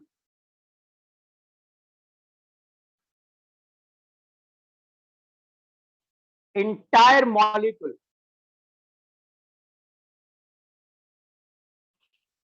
मतलब ऐसे समझना चाहिए कि CO3 है और इस पूरे पे -2 है, इंटायर मॉलिक्यूल पे चार्ज है।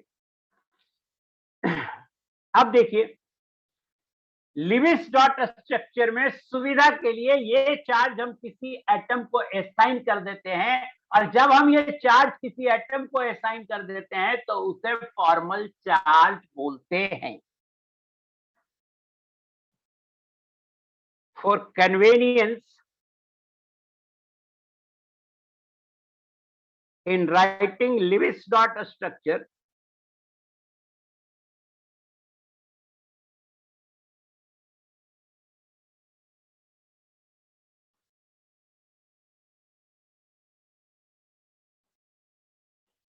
for convenience in writing Lewis dot structure, we assume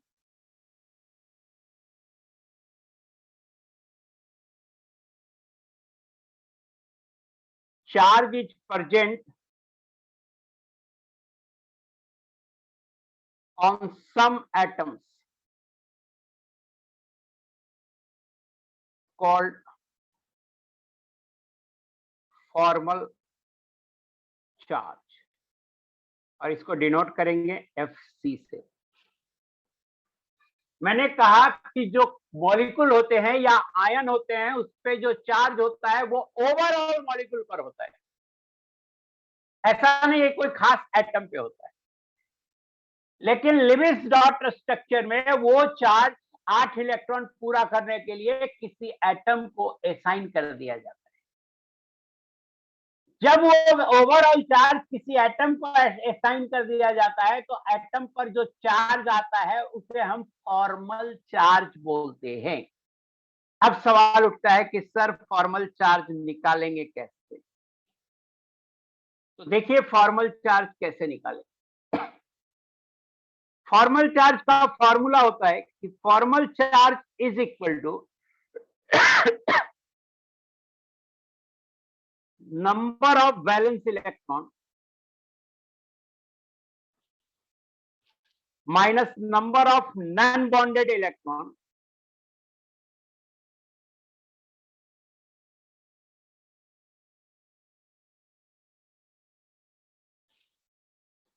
minus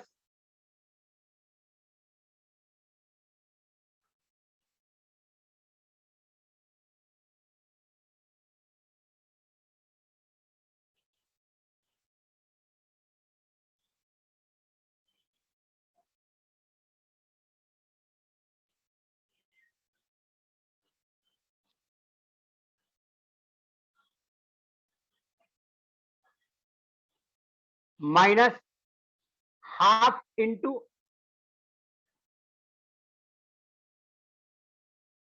number of bonded electrons.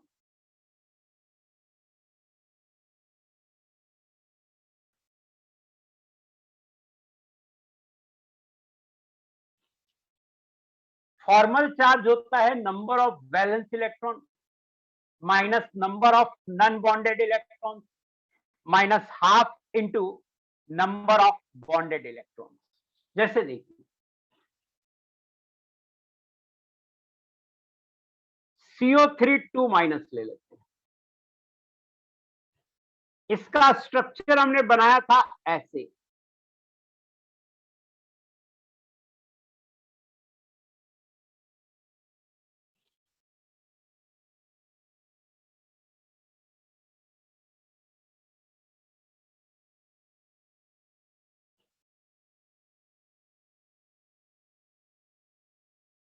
इसका स्ट्रक्चर हमने बनाया था ऐसे। ऐसा करते हैं कि इसको ऑक्सीजन एटम 1 मान लेते हैं, इसको ऑक्सीजन एटम 2 मान लेते हैं, इसको ऑक्सीजन एटम 3 मान लेते हैं। अब देखिए फॉर्मल चार्ज निकालते हैं। ऊपर फॉर्मूला लिखा हुआ है, formal charge on carbon atom. Formula देखिए, number of valence electron, carbon में 4 होता है valence electron, minus number of non bonded electron. तो कार्बन के ऊपर कोई भी इलेक्ट्रॉन नॉन बॉन्डेड नहीं है, कार्बन के चारों इलेक्ट्रॉन बॉन्डेड है, minus half into number of bonded electron. Half into, आप बताइए कार्बन के चारों तरफ कितना बॉन्डेड इलेक्ट्रॉन है? तो 8 इलेक्ट्रॉन है। 4 बॉन्ड है ना, एक बॉन्ड में 2 इलेक्ट्रॉन, तो 4 इंटू 2 8 इलेक्ट्रॉन, ये आ गया 0। Formal charge on oxygen atom 1। Oxygen के बाहर में फॉर्मूला लगाइए, number of valence electron, oxygen के बाहर में 6 इलेक्ट्रॉन होते, minus number of non bonded electron. एक नंबर ऑक्सीजन के बाहर में नॉन बॉन्डेड 4 इलेक्ट्रॉन है, तो -4, minus half into number of bonded electron. Oxygen के बाहर में बॉन्डेड इलेक्ट्रॉन कितना है? तो एक डबल बॉन्ड है मतलब 2 बॉन्ड है, 2 बॉन्ड में टोटल 4 इलेक्ट्रॉन होगा, तो बॉन्डेड इलेक्ट्रॉन 4 है। 4 तो 2, 4 तो 6, ये 0 आएगा। Formal charge on oxygen atom 2। Oxygen atom 2 पे फॉर्मल चार्ज देखते हैं।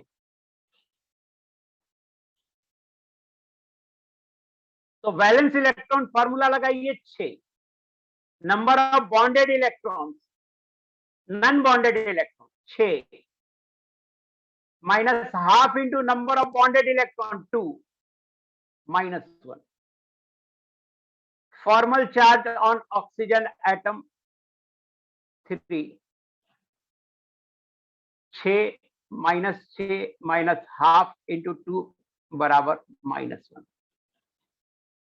एक बार मुझे बताना कि फॉर्मल चार्ज का ये जो फॉर्मूला लिखे हैं, इस फॉर्मूला में कौन क्या है, ये समझ में आया कि नहीं आया? फॉर्मूला का अंडरस्टैंडिंग हुआ या नहीं हुआ?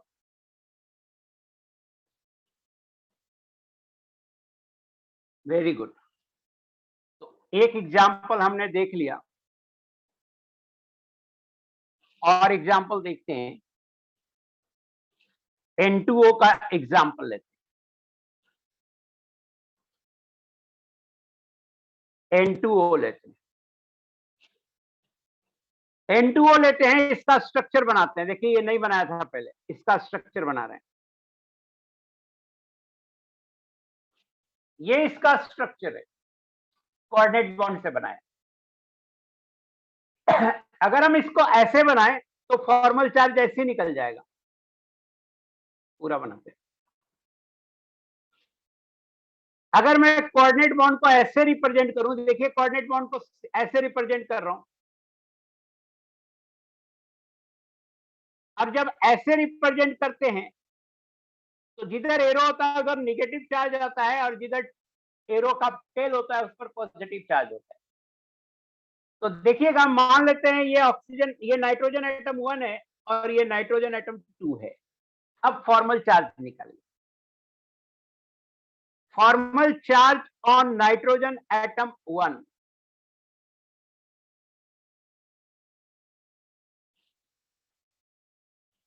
जैसे N2O लिखा ना, N2O में हो सकता है आप डायरेक्टली ना बोल पाओ फॉर्मल चार्ज कितना हो। वहां तो CO3 2 माइनस था, तो आपको तुरंत दिमाग में स्ट्राइक कर गया कि दो ऑक्सीजन पे -1 होगा। लेकिन जब हम N2O लिखे तो हो सकता है आपको दिमाग में स्ट्राइक नहीं करे, डायरेक्ट तो कर ही सकते हैं। देखो ना, हम N2O का दूसरा स्ट्रक्चर लिख के कैसे डायरेक्ट बोल दिया कि एक नाइट्रोजन एटम पे +1 आएगा, एक ऑक्सीजन एटम पे -1 आएगा, दूसरे नाइट्रोजन एटम पे 0 आएगा। तो डायरेक्ट कर सकते हैं। If you are enough smart की आप डायरेक्ट बिना बस मॉलिक्यूल देखे और आंसर कर सकते हैं, तो ऑफकोर्स कर सकते हैं। Formal charge on nitrogen atom 1, valence shell में 5 इलेक्ट्रॉन, नॉन बॉन्डेड 2 इलेक्ट्रॉन है, हाफ इंटू 3 दूनी 6 इलेक्ट्रॉन है, 3 2 5 0 आ गया। Formal charge on nitrogen atom 2, 5 -0 -½ into 3 दूनी 6 2 8 4 1 आ गया। Formal charge on nitrogen atom, nitrogen नहीं, ऑक्सीजन एटम, ऑक्सीजन के बाहर में 6 इलेक्ट्रॉन होता है, नॉन बॉन्डेड इलेक्ट्रॉन भी 6 है, -½ इंटू 1 बराबर -1। तो N2O में भी निकल गया फॉर्मल चार्ज, है ना। अब ऐसा करते हैं, आप निकालना घर पे, एक होमवर्क में क्वेश्चन दे देता हूं मैं।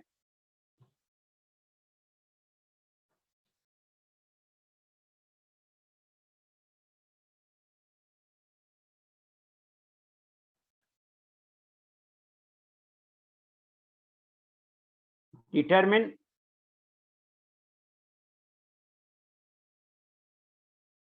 फॉर्मल चार्ज ऑन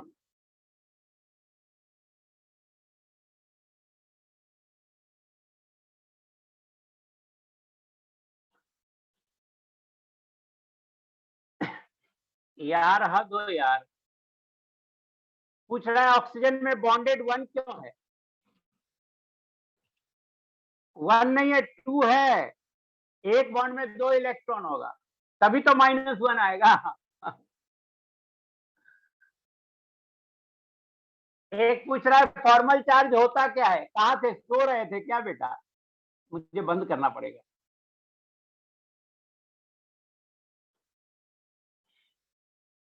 सो रहे थे क्या? 3 बार तो बताया बेटा कि किसी आयन पे जो चार्ज होता है वो उस पूरे मॉलिक्यूल पर होता है, किसी एक एटम पे नहीं होता है।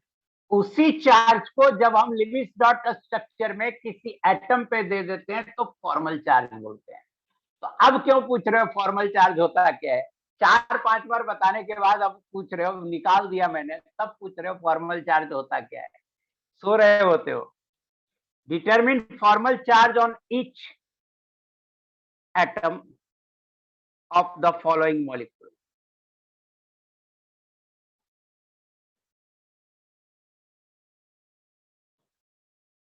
पहला है ओजोन। ओजोन में ऑक्सीजन के तीनों एटम का अलग अलग निकालना। दूसरा है SO4 2-। तीसरा है HNO3। ये तीनों ये बनाना आपका होमवर्क है। बॉन्ड ऑर्डर हर ऑक्सीजन एटम का अलग अलग निकालना। ओजोन में 3 ऑक्सीजन है, तीनों का अलग। सल्फेट में 4 ऑक्सीजन है, चारों का अलग। हाइड्रोजन नाइट्रेट में, नाइट्रिक एसिड में 3 ऑक्सीजन है, तीनों का अलग निकालना। और अगर कोई कह रहा था कि ये तो ऐसे ही देख के कह देंगे, तो जरा सा ओजोन में 3 ऑक्सीजन एटम का जल्दी से देख के बताओ तो कितना होगा?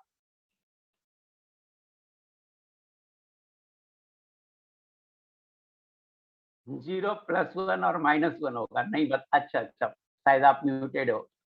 हाँ, यही सब के लिए मैं अनम्यूट रखता हूं, लेकिन आप ना कुछ भी टाइप करते रहते हो तो मैं नहीं रख सकता आपको अनम्यूट। टाइम कितना हो गया?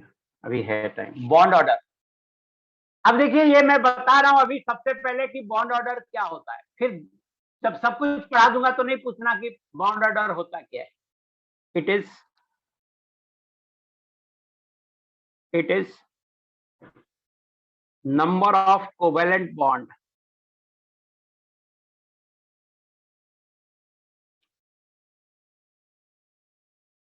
Between 2 atoms. बॉन्ड ऑर्डर होता है कोवेलेंट बॉन्ड की संख्या बिटवीन 2 एटम। 2 एटम के बीच में कोवेलेंट बॉन्ड की संख्या को बोलते हैं बॉन्ड ऑर्डर। एग्जाम्पल देखो, H2 ले लो। तो H2 का जो स्ट्रक्चर होता है वो ये होता है, और जो बॉन्ड ऑर्डर होगा, H और H के बीच में एक कोवेलेंट बॉन्ड है तो बॉन्ड ऑर्डर होगा 1। O2 ले लो। O और O का जो स्ट्रक्चर होता है ऑक्सीजन का वो ऐसा होता है, और O और O के बीच में 2 कोवेलेंट बॉन्ड है तो बॉन्ड ऑर्डर होगा 2। N2 ले लो।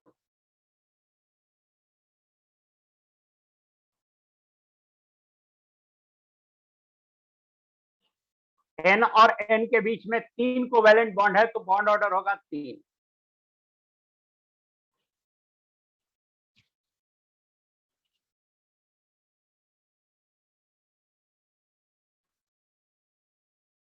अब देखो,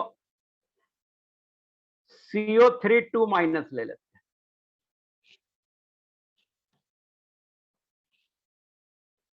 तो CO3 2- का जो स्ट्रक्चर है वो ऐसा है।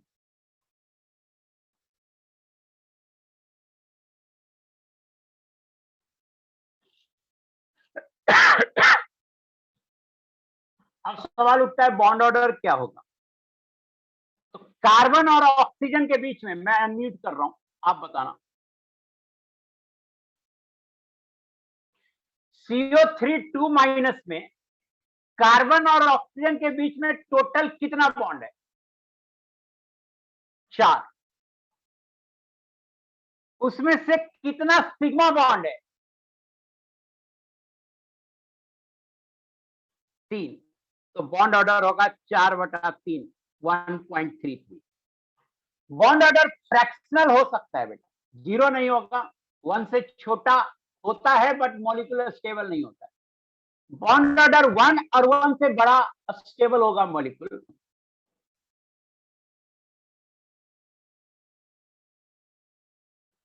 Bond order less than equal to 0 है, this implies molecule doesn't exist।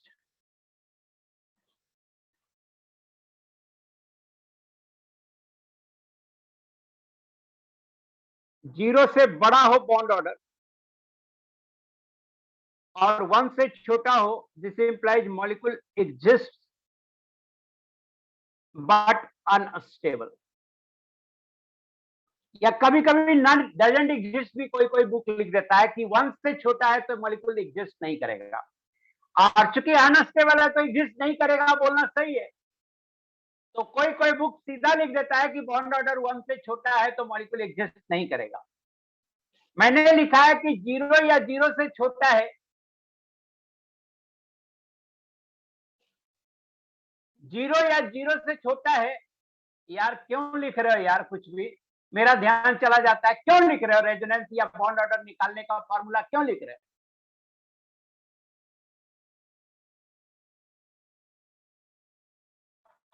मेरा ध्यान हमेशा मैसेज पे चला जाता है। पढ़ा रहे होते हो उस समय तुम लिखना शुरू कर देते हो।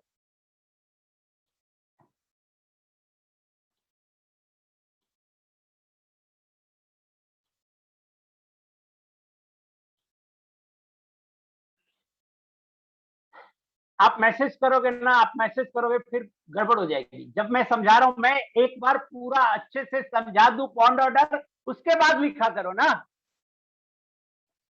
मैं पूछता था लेकिन आप लिखते समय ही लिख देते थे, तो मुझे मजबूरी में बंद करना पड़ता है आपका चैटिंग। पूरी क्लास मुझे यही बोलते बोलते बोलते खत्म हो जाता है कि चैटिंग लिखो मत, लिखो मत, लिखो मत, जब बोलूं तब लिखो।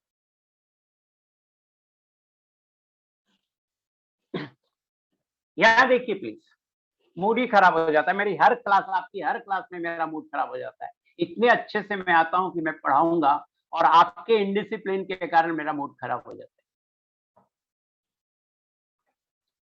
है। हर क्लास में, 2 महीने से मैं क्लास ले रहा हूं, हर क्लास में ऐसा हुआ है।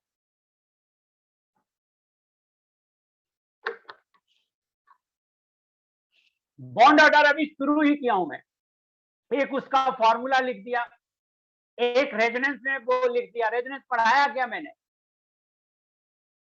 और सबसे बड़ी बात, एक बार लिखे तो भी कोई बात नहीं, उसको बार बार कॉपी पेस्ट कर रहा है। एक बार में मुझे 3 लोगों का मैसेज दिखता है और एक ही बच्चा 3 बार कॉपी पेस्ट कर देगा तो सिर्फ एक आदमी का मैसेज दिखेगा मुझे। और बहुत इंपॉर्टेंट बात बोल रहा था, मैं बोल रहा था कि बॉन्ड ऑर्डर 0 या उससे छोटा होगा तो मॉलिक्यूल एग्जिस्ट नहीं करेगा। बॉन्ड ऑर्डर 1 से छोटा होगा तो मॉलिक्यूल एग्जिस्ट करेगा। 0 से बड़ा होना चाहिए, मतलब बॉन्ड ऑर्डर हाफ हो गया मान लो। तो 0 से बड़ा है और 1 से छोटा होगा तो मैं बोल रहा हूं कि मॉलिक्यूल एग्जिस्ट करेगा बट अनस्टेबल होगा। अब यहाँ पे कोई कोई बुक कर देता है यार अनस्टेबल है तो मान के चलो कि नहीं एग्जिस्ट कर रहा है। तो कोई बुक ऐसे लिख देता है कि बॉन्ड ऑर्डर अगर 1 से छोटा है तो मॉलिक्यूल एग्जिस्ट नहीं करेगा। इतना इंपॉर्टेंट पॉइंट बता रहे हैं, तुम कुछ और कर रहे हो। बॉन्ड ऑर्डर अगर ग्रेटर देन इक्वल टू 1 हो, this implies molecule exist and stable.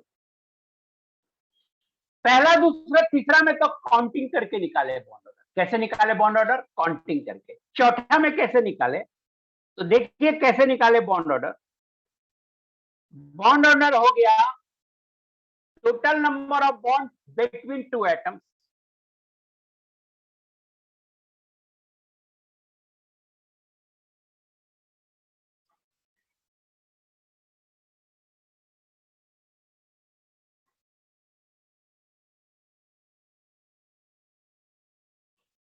Divided by total number of sigma bond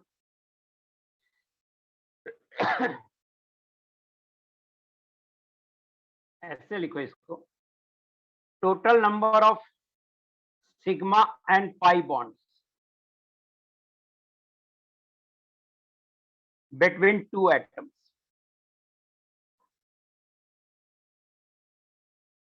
divided by total number of sigma bond between two atoms। ये बॉन्ड ऑर्डर का formula हो गया कि इस फॉर्मूले से निकालेंगे बॉन्ड। अब आपको देखिए फोर्थ वाला समझ में आ जाएगा। फोर्थ वाला में देखिए, हम बॉन्ड ऑर्डर निकालना चाहते हैं कार्बन ऑक्सीजन बॉन्ड का। तो कार्बन ऑक्सीजन बॉन्ड का एक बॉन्ड हो गया सिग्मा, दूसरा सिग्मा, तीसरा सिग्मा। कार्बन और ऑक्सीजन के बीच में 3 सिग्मा बॉन्ड है, वो मैंने आपको रेड से दिखा दिया है। और एक पाई बॉन्ड है, पाई बॉन्ड को ब्लू से दिखा रहा हूं। तो ये सिग्मा है, ये सिग्मा है, ये सिग्मा है और ये पाई है।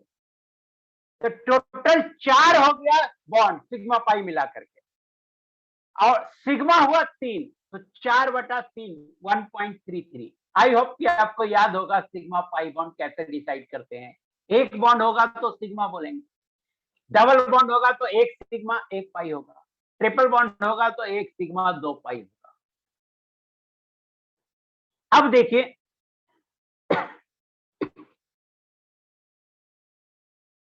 बॉन्ड ऑर्डर जो होता है ये डायरेक्टली प्रोपोर्शनल होता है स्टेबिलिटी के।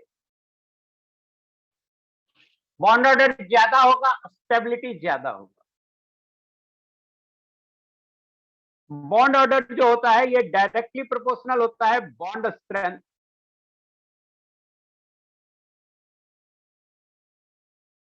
और bond dissociation energy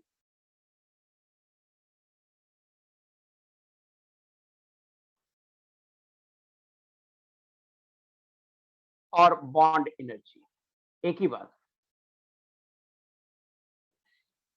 so bond order directly proportional है बॉन्ड स्ट्रेंथ के। बॉन्ड ऑर्डर ज्यादा होगा, बॉन्ड स्ट्रेंथ स्ट्रॉन्गर होगा, बॉन्ड डिसोसिएशन एनर्जी हाई होगी, स्टेबिलिटी हाई होगी। बॉन्ड ऑर्डर इनवर्सली प्रोपोर्शनल है बॉन्ड लेंथ का। बॉन्ड ऑर्डर ज्यादा, बॉन्ड लेंथ कम, बॉन्ड लेंथ ज्यादा, बॉन्ड ऑर्डर कम। अब इस क्वेश्चन को कीजिए, calculate bond order of given species. HCN है तो पहले आप स्ट्रक्चर बना दो, HC triple bond N। Bond order of HCH bond,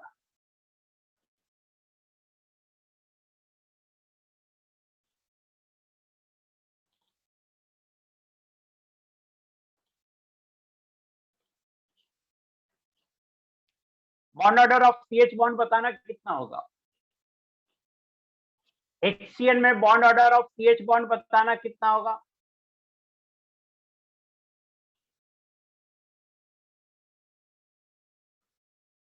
एक। दो कौन गधा लिख रहा है यार, C और H के बीच में 2 बॉन्ड है तो ये 11 लिख रहा है, हद है। Bond order of CN bond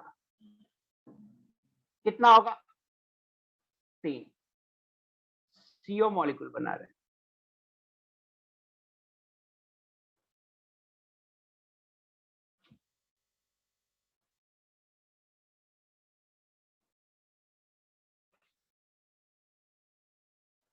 CO में बॉन्ड ऑर्डर कितना होगा, ऑफकोर्स CO बॉन्ड का, CO में बताना बॉन्ड ऑर्डर कितना होगा।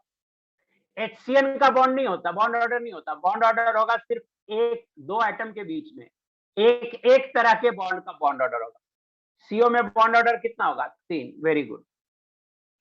बॉन्ड ऑर्डर एक तरह का बॉन्ड, जैसे HCN में 2 तरह का बॉन्ड है, एक HC बॉन्ड है और एक CN बॉन्ड है। तो HC बॉन्ड का बॉन्ड ऑर्डर अलग होगा और CN बॉन्ड का बॉन्ड ऑर्डर अलग होगा। NO2 माइनस देखिए, स्ट्रक्चर बनाइए NO2 माइनस का।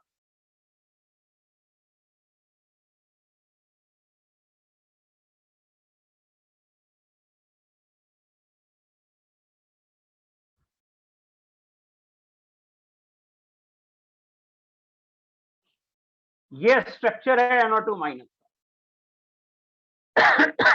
तो बॉन्ड ऑर्डर देखिए कैसे निकलेगा, 2 सिग्मा और 1 पाई है, 2 सिग्मा है और 1 पाई है।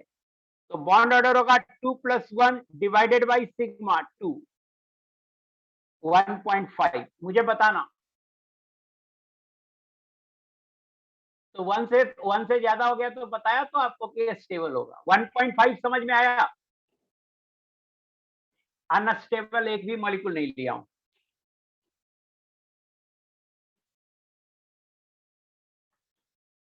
एक बच्चा लिख रहा है क्वेश्चन 3 में 2 में 3 नहीं समझ में आया। अब मुझे बंद करना होगा यार। क्यों 3 नहीं समझ में आया? बॉन्ड ऑर्डर यहां समझाने के लिए क्या लिखा definition? Number of covalent bond है bond order. Number of covalent bond है। तो N2 में कितना कोवैलेंट बॉन्ड है? 3, तो बॉन्ड ऑर्डर 3।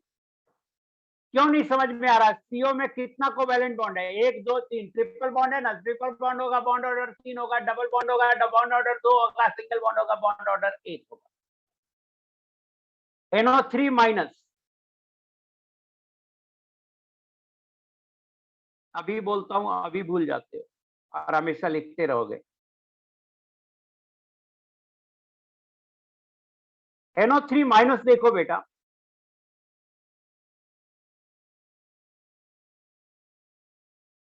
ये स्ट्रक्चर है NO3 माइनस का। इसमें 3 सिग्मा 1 पाई है, तो बॉन्ड ऑर्डर हो जाएगा 3 + 1/3, 4/3, 1.33। PO4 3 माइनस,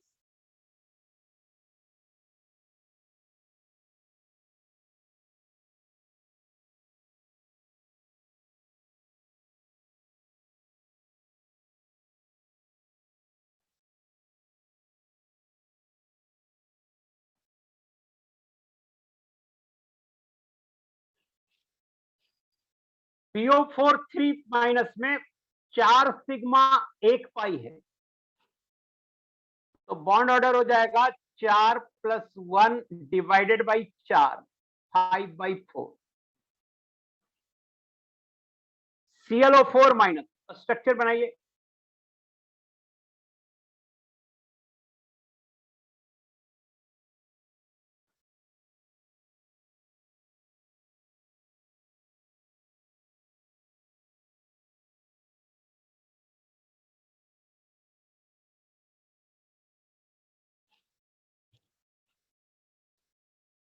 स्ट्रक्चर बनाइए, देखिए 1 2 3 4, 4 सिग्मा बॉन्ड है और 3 पाई बॉन्ड है, तो बॉन्ड ऑर्डर हो जाएगा 4 + 3 divided by 4, 7/4।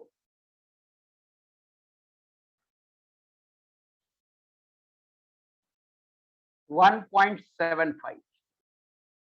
So I hope कि आपको बॉन्ड ऑर्डर निकालना आ गया होगा। मुझे बताना आया या नहीं आया। बॉन्ड ऑर्डर निकालना आया या नहीं आया मुझे बताना।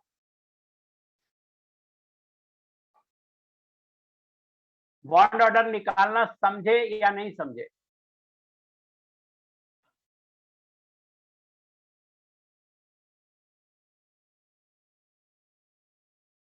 Very good, very good. पुरानी बात नहीं याद रखते हो फिर कुछ भी कर देते हो। अब आगे नहीं पढ़ाऊंगा, अब अगली क्लास में पढ़ाऊंगा। Thank you very much. अभी तक चैटिंग का कैसे यूज करते हैं आप लोग नहीं सीखे हैं।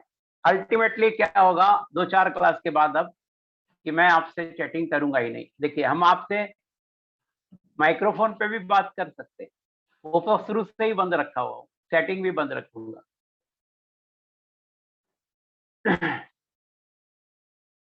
तो क्लास ओवर हो गया। Thank you very much. मैं मटेरियल अपलोड कर दूं।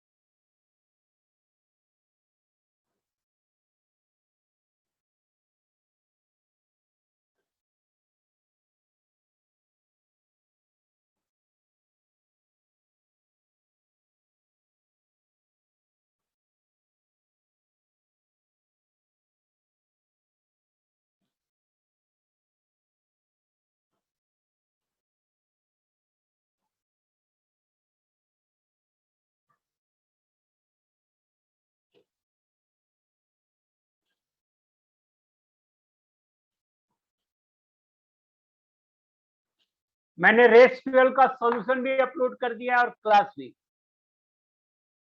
So thank you very much.